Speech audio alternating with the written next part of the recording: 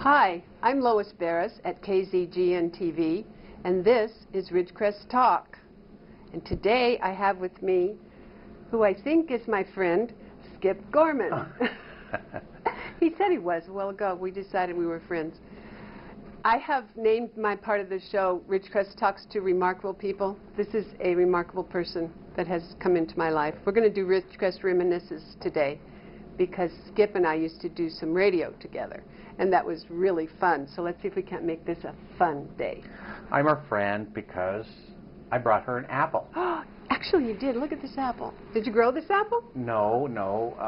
I must tell you that we got a reminder, as we do every year, from Tehachapi. And this comes from Colsar's Quality You Pick. It's not really an ad. It's where we go in Tehachapi to pick apples every year. And so Denise and I got up early this morning and we went to Colsar's in Tehachapi.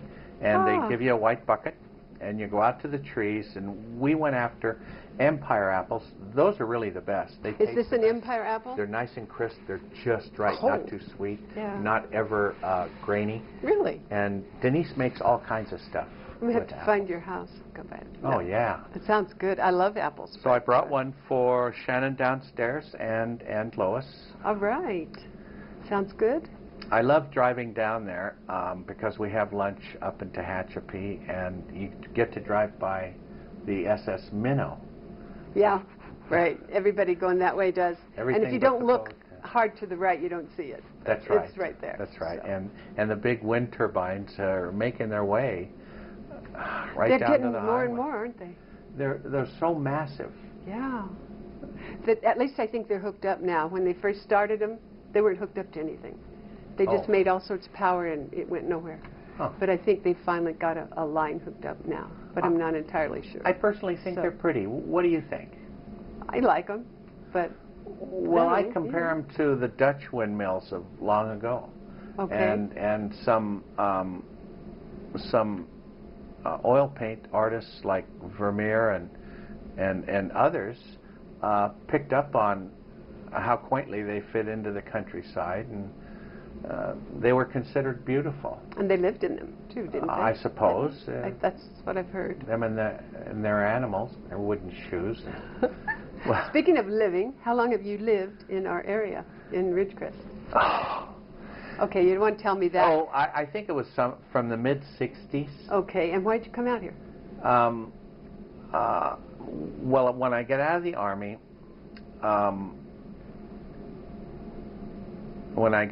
Army, I had written my girlfriend a note saying, if when I get out, I want to go to engineering school, but you'll have to go to work to support us. Oh, and good. if you work while I'm getting my engineer's degree, you won't have to work again. And I'm sure she laughed when she read that, but it worked out perfectly. This is your wife? This is my wife, my current wife of 46 years. All right. That's and pretty cool. I'm so blessed. And she's not working? And she hadn't had to work. I don't know if work is the proper thing. Get paid for working. That's the point, because you know she works. And she's got all that gorgeous garden and all that stuff that she does. She does indeed. And so after getting a degree in electronics engineering, there was only really two places that offered me employment, or anybody employment at that time. Hardly anybody in the class got a job. Really? Things were very, very rough then. And we had the choice of the Red River Army Depot in Texarkana, Texas, and a place called China Lake out in the middle of the Mojave Desert. My wife read that the rats in Texarkana were the size of cats, and that's all she needed to know. No rats for her. She said, let's go to the desert. And you came and interviewed, and... I did. The interview actually happens on campus. Okay. And China Lake was the old China Lake. We were... was it Knott's, like in Inyakern, or...? No, it wasn't. It was already out there. NWC. Oh, okay. And we only had one intersection, China Lake and Ridgecrest Boulevard.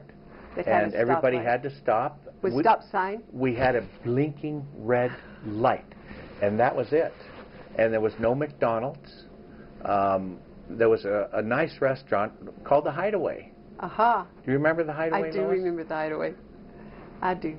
It's down there in Bud Ayers or something. It wasn't bad. We had rains, we had droughts, and how did you get out here, Lois? We came active duty, and we got this. How long ago? Give us a year. 87. Oh. Yeah.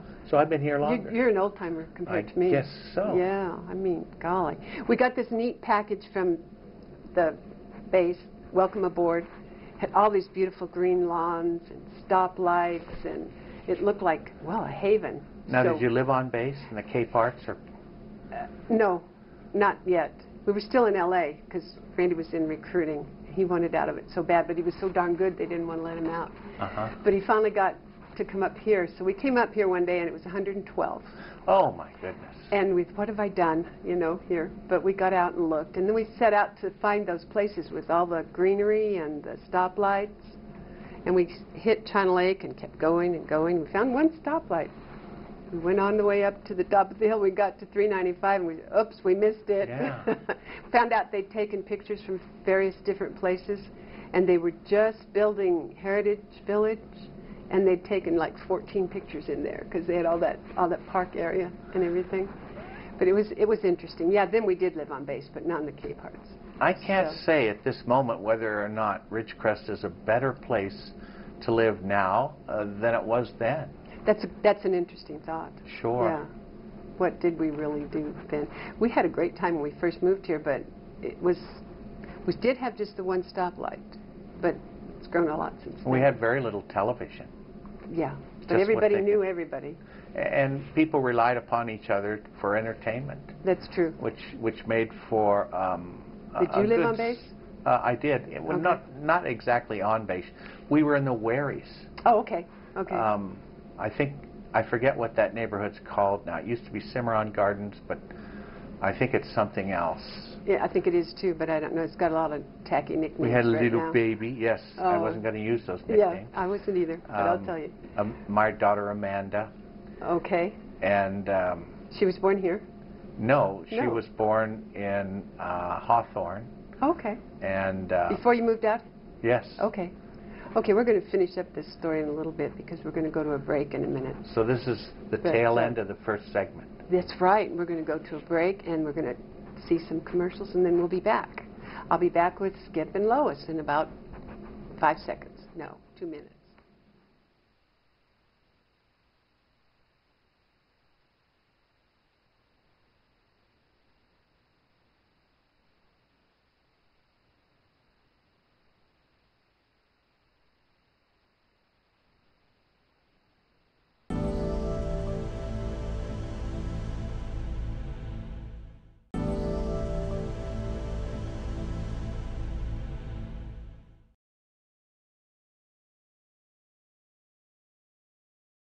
We're back. You're back with Lois and Skip. And we were reminiscing about Skip's family and when they came to China Lake and his daughter being born in Hawthorne, did you say? Yes. And then you came up here. And you lived in the Wherry house? In the Wherries, 205 Robalo. Oh, you remember that? The exact street. There's a nice little place. And we had to keep things, we had to do repair. We had to do upkeep. People checked. Oh, they didn't do it for you?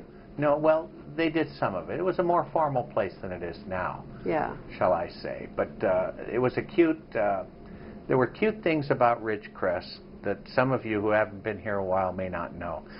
We had 2 theaters. Now here's where I'm hazy. We had the Ridge and the Crest. One was a walk-in right by, in place of, who sells the Whopper hamburger? Burger King. Okay. Yeah. Right where Burger King is, there was a walk-in called either the Ridge or the Crest. Really? And right north of my shop was a drive-in. It was either the Ridge or the Crest, one or the other. And both got a lot of use. The walk-in theater, where Burger King is now, Lois, had a funny roof. Do you remember seeing it? Was it still up when you were here? I don't believe so. The drive-in was. But the walk-in Okay, wasn't. some of you watching and listening may remember the strange roof on top of our walk-in theater. It was 2 large arches. Really? Oh, I wouldn't kid you. I don't know you well enough. But I've always noticed that they were killing a fly with a Buick having such a big, substantial couple of massive wooden arches to build the roof of that theater. Wow. And later I found out what that was all about. Did they put the cameras up there or something? I wrote about it in the newspaper years ago. Okay. I'll tell you the story. It's a cute story. Okay. I heard it from Gray Rager. God bless him. He built my house, and he was building that theater when he's a contractor in town, a good one. And he wanted to take a vacation in New England. And he had pals over there, and they probably drank and fished together. They were city aldermen, I guess they called them. Gray was on the city council, or whatever we had for a city council in Ridgecrest. And over beers, waiting for the fish to bite, they decided to organize a sister city arrangement. This is before we got linked up with Tepecatlan in Mexico. Yeah. I forget how that's pronounced. You're close, but I don't think you get a cigar. Okay. Okay. I was close. Yeah. And they decided, they shook on it, and Gray came back and said, guess what, we're sister cities with some little community in New England who thought that a desert community was exotic and wonderful, and we decided to swap gifts. This is so cute. We decided we would send them a railroad stock car full of wild burros. They were so cute, and they were funny colors, and they were fuzzy, and they seemed easy to catch and willing to go back east. They sent us a trestle bridge, one that would carry a train across a river that was bypassed by a new highway, and it was quaint. It was steel and wood mostly. Assuming we had a river. Mostly wood. Yeah. And sadly, this is a sad story. Ladies, you can send the kids out of the room. No, I'm just kidding. The stock car of burros got placed on a siding in Texas, Lois, in the middle of summer. That's so and sad. Forgotten and left there. That is sad. Long enough for everybody to become deceased and malodorous. And the trestle was pitched off the train. In Inyokern, there was a station there. And when the Southern Pacific or whoever managed the trains realized to their horror what had happened, they delivered the rotting carcasses of the burros to this town in New England, who might have organized the high school band and the mayor with his sash to unveil the opening and throw open the doors. The trombonist remembers what tune he was on when the smell hit everybody, and the shock and the outrage, and the sister city arrangement was aborted, all gone in the bonding, and it's funny, but it's funny sad. It's sort of funny sad, but Gray was left with a trestle bridge, not knowing what to do with it. He decided to use that to make the roof of the walk-in theater. And any old picture of that theater, you'll see those two big trestles. I'm going to do a show one of these days and try to put together some of those old pictures. If you have one, drag it out and let me see it. I don't, but okay. Well, somebody does. I know. I've seen it. We'll have to look at it. One old fellow with the story's almost over, because one old fellow with a good memory, who knew where that came from, asked if he couldn't salvage the trestle when they were taking down the building to make way for Burger King. Okay. And the demolition contractor said, okay, you've got 2 days. Get your bridge off of my building. And he went up there with a chainsaw, and he started cutting the thing into bite-sized pieces and throwing it off the roof, and labeling it in chalk, and loading it in his truck, and hauling it to his backyard, and starting a mountain of big pieces of wood in his backyard. Sadly, the exercise led to his death. But he got... This was supposed to have been a funny story. It's a funny story. Yes. He got the whole thing into a mountain of wood, and many people, especially if you're going up and down Church Street, have been looking at this pile of wood for a good long time before it suddenly disappeared. We're down to 30 seconds, so did you finish your story? The story's over. That was it? We all lived happily ever after. Where in Church Street? I can't say. But you can see it if you go there. It's now gone. It's now gone, but people will remember back in the day, going to church years and years ago. Okay. We got a little bit more time, so we've got to get to the point where you get to, let's see, you worked on bass, then I did. when you first came here. Great did you fun. retire from the base? Or I did. Okay. And then you started your own business. Then you're an author, you're a writer, you're an artist. In addition to that, just an all-around jack of all trades, right? I suppose. My passion Busy man. My passion's art, okay. metal art, and I'm in my shop listening to good music and hacking away, welding and making sparks and just enjoying the beauty and the glory of it all.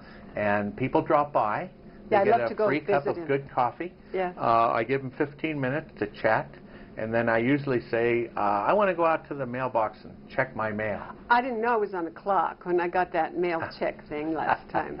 Okay, but we're going to figure that out next time so that I don't usually hang around that long. No. But we're just about to go to another break. I can see that. So if you will hang on with us, we'll finish up that story and then we'll talk a little bit more about your art. I'll tell a joke.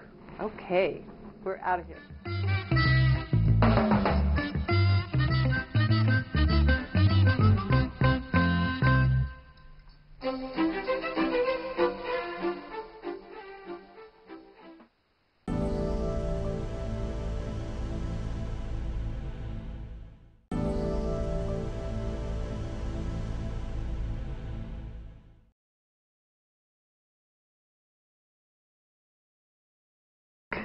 Again with Lois and Skip, and we're still talking about travels and all that sort of thing, but we need to get into a little bit more of his artistic ability.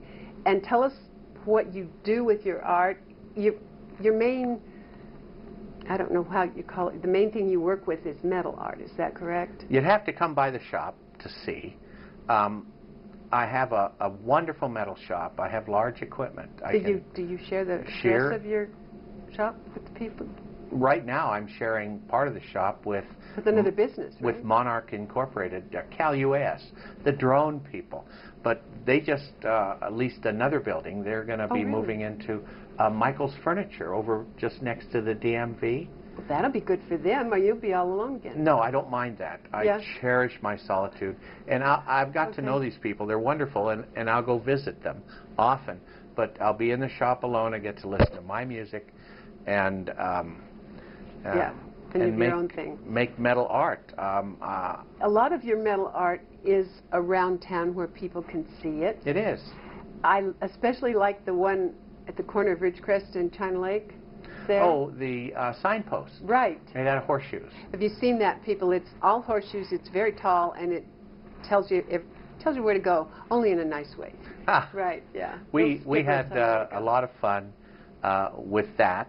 It points to the places in the valley that are worthy of a visit, and it has a raven at the very top.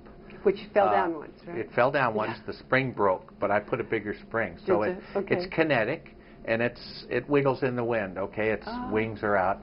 And then crawling up the signpost, halfway up, is the mother of all desert tortoises.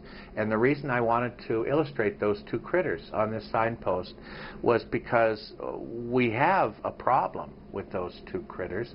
The ravens have learned, they're sharp birds, that the desert tortoise babies, when they're less than, 2 years old, their shells are still soft and they're vulnerable to become breakfast for a hungry, enterprising raven. And the ravens have been depleting the desert tortoises. And I've sat in on meetings where reasonable people have looked for a way of solving this problem. No idea how you do it. No. Wow. And killing all the ravens is not a solution. It's not a solution. And somebody will have an idea out of the box that will solve the problem. We can't imagine what that solution is, but I wanted to place the problem in front of everybody. Good idea. I thought it was there just because we have them around so much, but you actually did it for a specific reason. I did. That's great. And you have a horseshoe goat. Oh. I've seen it up by up the street on China Lake. Is it still up there? Oh, I think I built about 6 of those all together. Really? And there's some around town in different places. What I wanted to do was take the petroglyphic image of either the bighorn sheep or the mountain goat. Okay. I think the jury's still out about whether it's a sheep or a mountain goat. Oh, is it? And okay. I wanted to render that in 3 D. I wanted to give it depth. I wanted it to be like we are, 3 dimensions. And so I chose to use horseshoes because I have tons of them, and they're inexpensive, and they're weldable, and it turned out looking just fine, though the quality of a petroglyphic bighorn sheep is lost in 3D for some reason. It doesn't look the same, does it? It looks more like a pig. A little kind of a chunky goat or bighorn or whatever you want to call it, but it's really cute though. But then you make other things. You'll make signs. Do you make branding irons? Anything like that? I have. Have you? I've made just about everything. Everything that's metal that you. A lot of the stuff I make simply is made for customers who walk in and either wave their arms and try to describe what they want, or God bless them. That's what I was going to do. I need one of these. They give me a sketch or a dimension drawing. Oh my gosh, those are the best.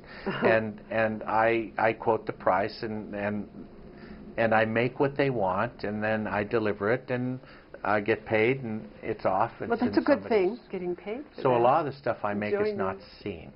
Right, because it's specific to an individual. I like doing big things. There's a Joshua tree out on US 395 right after 395 merges with 14. Okay. Over there by near Sand Canyon. Ah. It's standing by the side of the road. It's made out of horseshoes and 16-gauge cold-rolled steel. And I wanted to build something other than a horseshoe saguaro. And it turned out wonderfully. Neat. Yeah, That's Joshua great. tree. I'll have to go see that. And you also do a lot of shapes that you cut with welding and that sort of thing. Again, we're trying to brand our community as the petroglyphic capital of the world. So I'm making a lot of petroglyphs, not direct copies of what the Indians did on the rocks. Or at your own desire? Sort of between the two. Okay. I'm working with Caltrans. They'll be putting in raised medians on China Lake Boulevard starting next year. And they left accommodations for median art. Okay. And so I made some examples of the type of median art that's acceptable to them for other artists to see, so everybody can get involved. Excellent. And so they're just standing morosely in my shop wishing they were out in the sun. Stuart Guy's got to go see his shop. It's somewhere over there. It's got some really, really cool stuff. I've got something called a dingbat that I got from him that everybody should have one of them in his house. It's a metal, looks like a bat, sort of hangs there, but it's a good luck thing. And what do you say, no house has ever been burned that has a dingbat in it? Yes, I know that's anecdotal, but I've just switched it into scientific. It's true. No house with a dingbat hung outside can ever burn, no matter what. Mine's inside. Lois, how did you end up in the radio studio with Al doing Constitution Talk? What was the name of that program? It wasn't dingbats, I don't think. No, I don't know. Community Spin, maybe? Community Spin? Was that the name of it? I think, possibly. Uh-huh. Now, was Al there first and you came along after? Yeah, I was a newcomer. Uh-huh. We're down to 1 minute. Can we wind it up? And the last segment? Yes, sir. 1 minute? Yes. Oh, man. See, we've got lots of things. You'll come back. You'll come back. Write letters to Fritz asking that the program be extended with less commercials, more talk time. A couple hours would be fine. Lois and I did 3 hours every Saturday morning.